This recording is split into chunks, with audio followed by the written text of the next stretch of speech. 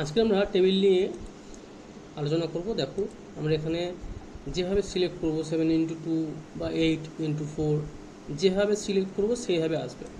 চলো একটা এইভাবে টেবিল সিলেক্ট করলাম, টেবিল সিলেক্ট করে এখানে চলে এসেছি। এবার দেখো তোমাদেরকে কিছু প্র্যাকটিক্যাল করে দেখাচ্ছি। দেখো এখান থেকে আমরা যদি এখানে last column total row select করি কিছু বোঝা যাচ্ছে না। কখন বোঝা যাবে?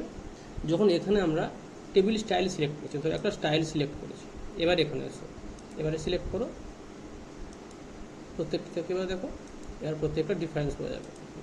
ব্র্যান্ডেড রোজ কী আছে না আছে, এখানে লাস্ট কলাম কী হতে পারে, প্রত্যেকটা এইভাবে থেকে থেকে তোমরা চেঞ্জ করে দেখতে পাবে।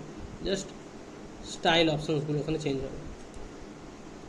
আমি যে কোনো ওখানে স্টাইল চলে যেতে পারি, এখান থেকে আমার যেটা পছন্দ হবে সেই স্টাইলটা আমি চুজ করতে পারি। এখানে বর্ডার আছে। আচ্ছা এখানে এবার দেখো আমি এটাকে ব্ল্যাক করে নিই সুবিধার জন্য, পেন। এবারে দেখো এটা বর্ডার আছে।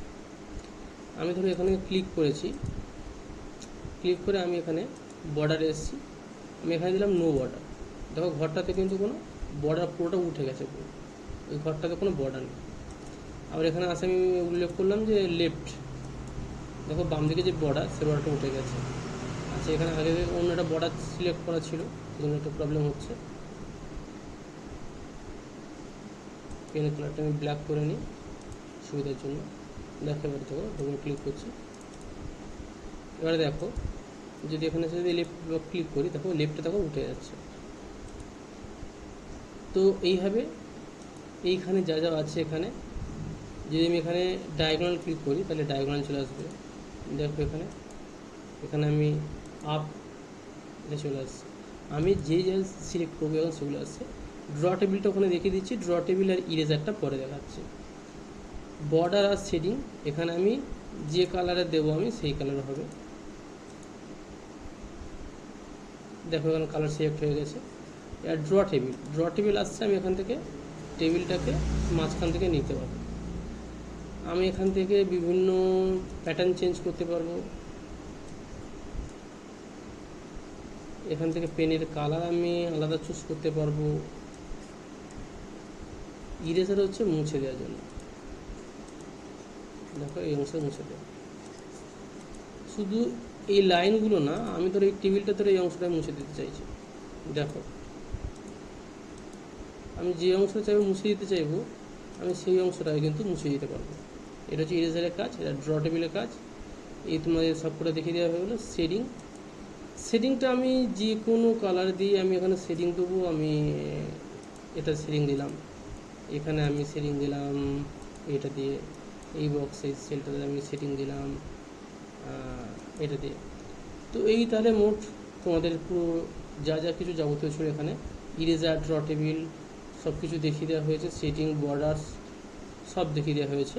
তো এবার আমরা যাই নেক্সটে যাই। দেখো এখানে দেখো যে ইনসার্ট আছে, দেখো এখানে আছে, দেখো একটা ড্র টেবিল।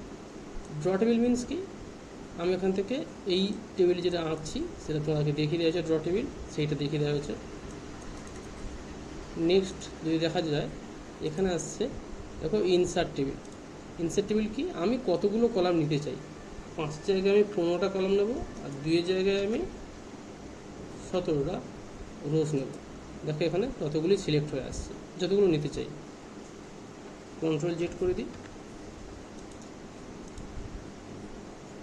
আর একটা আছে এক্সেল স্প্রেডশিট, আমি ডাইরেক্ট এখান থেকে এক্সেলে চলে যেতে পারবো। ডবল ক্লিক করে আবার চলে আসবে। এই হচ্ছে এক্সেল স্প্রেডশিট। এক্সেলে দেখো সেই আমি 1 এখানে 2 রাখলাম, তারপরে এই দুটোকে সিলেক্ট করলাম, সিলেক্ট করে তারপরে ধরে টেনে দিলাম, দেখো 1 2 3 4। তো এটা এক্সেলে ডাইরেক্ট চলে এসছে। এই ছিল আজকের টেবিলে মোট ক্লাস। এবার একটু কুইক টেবিলে কী জিনিস দেখো, ডিসেম্বর যদি সিলেক্ট করি দেখো সেই ফরম্যাট চলে আসবে, যে ক্যালেন্ডারের ফরম্যাট সেইগুলো আসছে। তাহলে আজকে আমরা যাবতীয় ইনসার্টের মধ্যে টেবিলের যাবতীয় কিছু আজকে দেখিয়ে দিলাম।